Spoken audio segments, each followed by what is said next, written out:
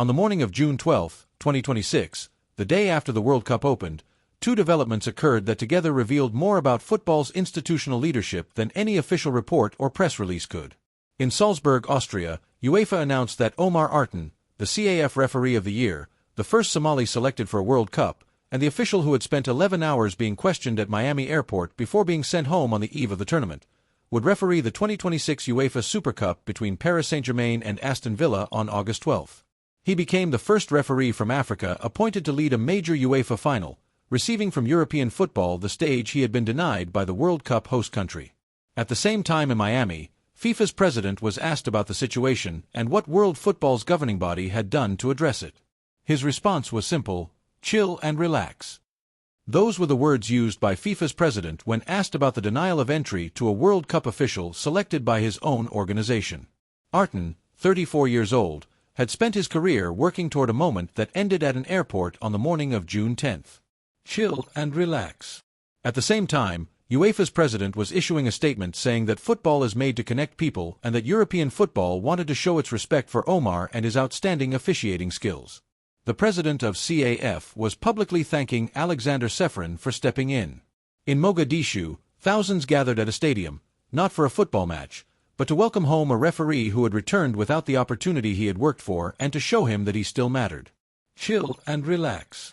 That response from the president of the organization that runs the World Cup has become the phrase that defines the institutional gap at the center of this tournament.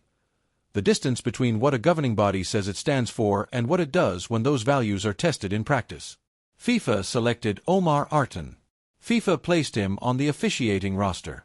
FIFA promoted this tournament as the most inclusive in the competition's history. When the host country's border authorities spent 11 hours questioning one of its selected officials before denying him entry, FIFA's president told those raising concerns to chill and relax. What followed is not a single incident but a sequence of events that began at Miami Airport and, for now, culminated in one of the most significant institutional responses of the tournament. Not a statement, but an appointment. Artan arrived in Miami on June 6. Born in Somalia, he had been on FIFA's international refereeing list since 2018. He officiated the second leg of the 2024-25 CAF Champions League final and was named CAF Men's Referee of the Year for 2025. FIFA selected him as one of 52 referees entrusted with matches at the 2026 World Cup. He carried a diplomatic passport, FIFA accreditation, and a valid visa. Border authorities pulled him aside. According to Artan's account, the questioning lasted 11 hours and focused heavily on Al-Shabaab, the militant organization operating in parts of Somalia. The discussion was not centered on his football career, his credentials, or his FIFA documentation. After the questioning, he was placed in a holding cell and later put on a flight back to Istanbul. Authorities cited vetting concerns and provided no further explanation. Somalia is one of 39 countries subject to travel restrictions. For border officials, that was sufficient. His diplomatic passport, FIFA accreditation, valid visa, and status as a World Cup referee selected by the sport's governing body were not enough to overcome concerns that remained unresolved after 11 hours of questioning. FIFA's initial response was cautious and institutional. It confirmed that Artan would not officiate at the tournament, stated that it was not involved in host country immigration decisions, and acknowledged that the ruling would not be reversed. Then, after the World Cup opened, its president was asked directly about the case and responded by telling people to chill and relax. The response from European football was markedly different. It was immediate, coordinated, and carried the weight of an institution that understood the significance of its actions. UEFA's president issued a statement that was precise in both tone and intent. He described Omar Artan as an excellent young but already experienced referee who had proven himself at the highest level of CAF competition. He stated that football is made to connect people. He then said UEFA wanted to show its respect for Omar and his outstanding officiating skills, which had earned him such a prestigious nomination. That final phrase, which had earned him such a prestigious nomination, directly referenced Artan's World Cup selection. UEFA was doing more than assigning him a match. It was publicly affirming that the decision to select him for the World Cup had been justified, that the concerns raised at Miami Airport were not football concerns, and that European football was prepared to demonstrate that view by giving him one of its most prominent appointments. The UEFA Super Cup between PSG and Aston Villa in Salzburg on August 12 is not a symbolic gesture. It is a match between the winners of the Champions League and the Europa League, one of the most prestigious fixtures in European football and the traditional opening of the European season. On that night, Arten will become the first referee from Africa to lead a major UEFA final. The CAF president's response was equally significant. He said Arten had made Somalia and the people of Africa proud. He described the referee's CAF Referee of the Year award and World Cup appointment as recognition of his world-class ability and international standing. He then publicly thanked Alexander Ceferin by name for making the Super Cup appointment possible. That public acknowledgement from the head of African football to the head of European football reflected the importance of the gesture for a continent whose representative had been turned away. The sequence of events highlights the current institutional landscape of football. FIFA runs the World Cup. It controls the tournament's global platform, commercial reach, broadcasting arrangements, prize money, and the selection of officials from around the world. It selected Omar Arten.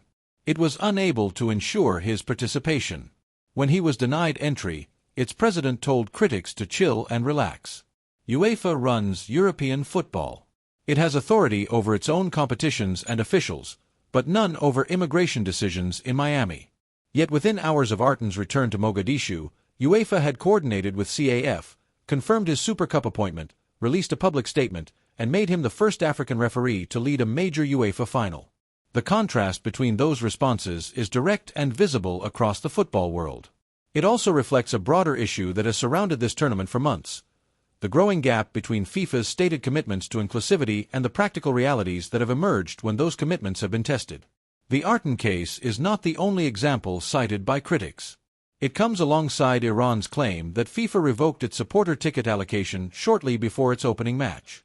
It comes alongside reports that 14 Iranian officials were denied visas, Briel Envelou's Swiss travel authorization remained under review 10 days before the tournament, an Iraqi striker underwent 7 hours of phone inspections, and a team photographer was sent home. It comes alongside legal complaints from supporter groups in Europe regarding ticketing practices and the walkout by 8 UEFA delegates from a FIFA Council meeting earlier this year. Across these incidents, critics identify the same pattern: a tournament promoted as the most inclusive in history, accompanied by claims of universal welcome and unprecedented demand, confronting situations in which those commitments appeared difficult to reconcile with events on the ground. The broader significance of UEFA's decision extends beyond a single appointment. FIFA remains the governing body of world football, and its authority over the World Cup is unquestioned. But the authority to demonstrate the values football claims to represent can be exercised by any institution willing to act. On June 12, 2026, UEFA exercised that authority in Salzburg by appointing a referee from Somalia who possessed the required documents, the required visa, and had nevertheless spent 11 hours answering questions that ultimately prevented him from taking part in the tournament for which he had been selected. Taken together, the discussions among federation leaders, the legal complaints from supporter organizations, the FIFA Council walkout, and now the appointment of Omar Arten do not represent a single coordinated campaign. They represent separate institutions arriving at similar conclusions through different processes, that aspects of the tournament's management have not reflected the values it claimed to uphold, and that football's institutions have a responsibility to respond through the mechanisms available to them. FIFA's president said, "Chill and relax." UEFA's president said football is made to connect people. Those statements, delivered within hours of each other on the same day, capture the competing interpretations of this episode.